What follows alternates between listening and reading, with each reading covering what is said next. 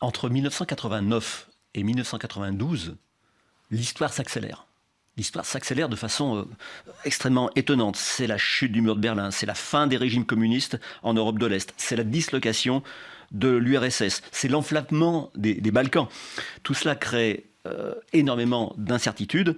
Les Jeux Olympiques doivent avoir lieu à Barcelone, dans un pays évidemment sans grande difficulté géopolitique, mais le monde autour est en feu et en reconstruction.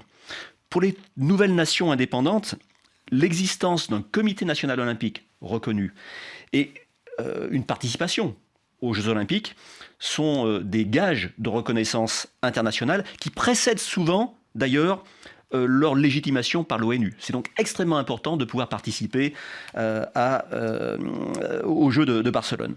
Le CIO, du coup, apparaît comme une sorte de faiseur de roi. Il anticipe la légitimation internationale. À Barcelone, une même équipe allemande réunit les ex-ennemis de RFA et de RDA. Les athlètes de 12 des 15 anciennes républiques soviétiques sont regroupés dans une équipe unifiée dite de la communauté des États indépendants.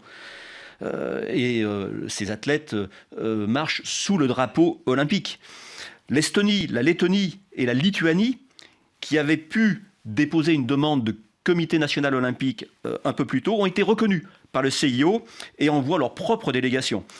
La Yougoslavie, elle, n'est pas invitée, mais la Serbie peut envoyer une délégation sous la bannière et sous l'hymne olympique.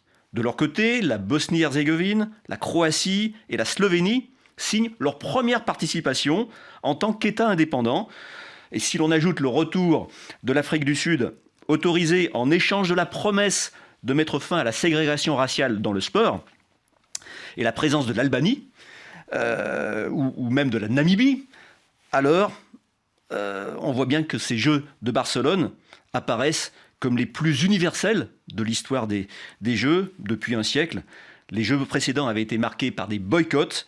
Ceux-ci semblent accélérer, au contraire, la transition vers un nouveau monde.